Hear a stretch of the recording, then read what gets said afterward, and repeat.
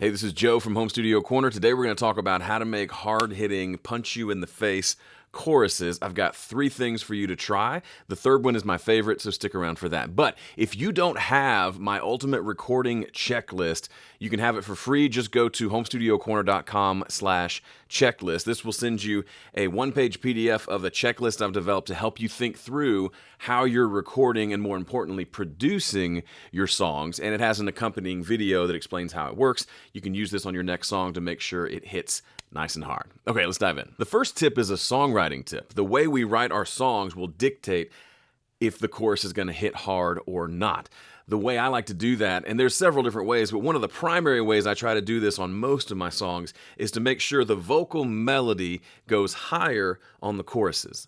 Going into a higher register as a singer means I'm going to be creating more energy physically just to sing those higher notes. And having a vocal that goes higher tends to influence all the other musicians on the project to play with more energy. I've got several friends who do a lot of Nashville sessions here in Nashville, like session musicians, and they'll say a lot of times they're good enough to just play the chart with just the other instrumentalists in the studio. But typically they request to have the vocal in their headphones. So to have at least a scratch vocal that they can play along to, because that really informs how they play based on what the singer is doing.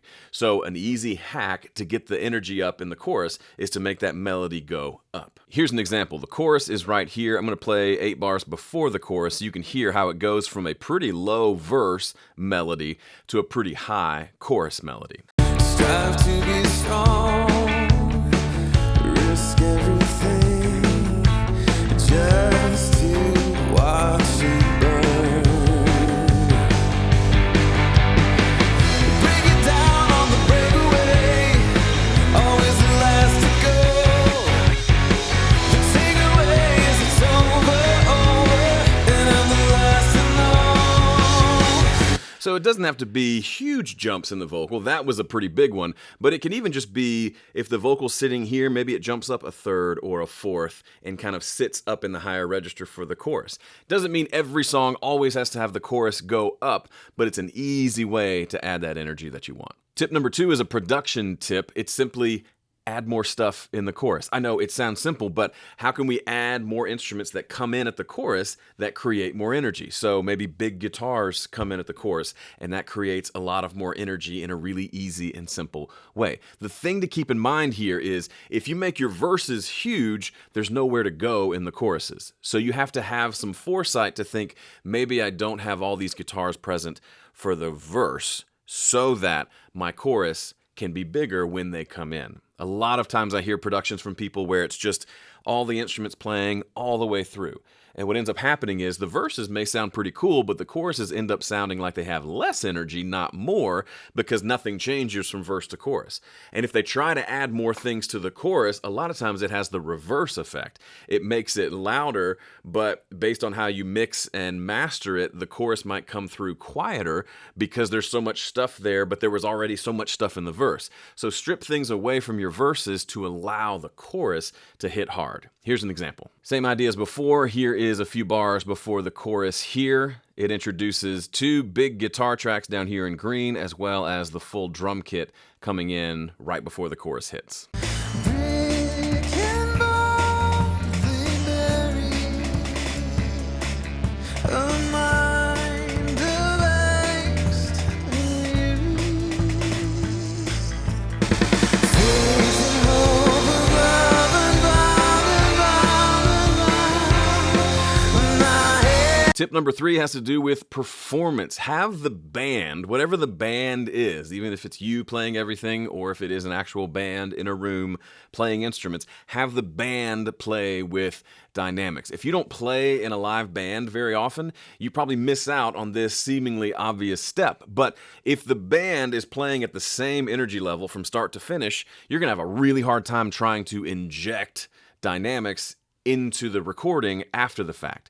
You're going to try to do all these cool mixing tricks and automation and compression and limiting to try to make that chorus hit hard, and you're going to Google how to make my choruses hit hard, and you're going to see all these great mixing tips. You're not going to get hard-hitting choruses from mixing tips. you're going to get hard-hitting choruses from recording hard-hitting choruses. So you need to inject that idea, that mentality into the performance itself. When you play live with a band, it's super obvious, right? If it's me and my drummer and bass player, we're not going to add in 18 guitars for the chorus because I don't have 18 guitar players to play. So we have to play our instruments with that amount of dynamics, right? So the drums are going to lay in harder on the chorus. The bass player might kick on some fuzz. I'm probably going to go from one pickup that's a little quieter to the other pickup that's set much louder so the chorus has a lift to it. If you can inject that type of stuff into your recordings, you won't have any problem making those choruses hit hard when it comes time to mix. But the reverse isn't true. What I try to do is make my raw tracks sound incredible and make them have that big punch you in the face feel when it gets to the chorus before I put any plugins on there, any compression, any of that stuff. If I can get myself to have goosebumps listening to the raw tracks, the mix is going to be a breeze and everything's going to sound phenomenal. To summarize, no, you don't need a new plugin bundle to make your choruses hit harder. You need to produce them differently so that they hit harder. To help you with that, I've got a free checklist you can have. I mentioned it at the beginning. If you haven't checked it out yet, I encourage you to do so. Go to homestudiocorner.com/checklist.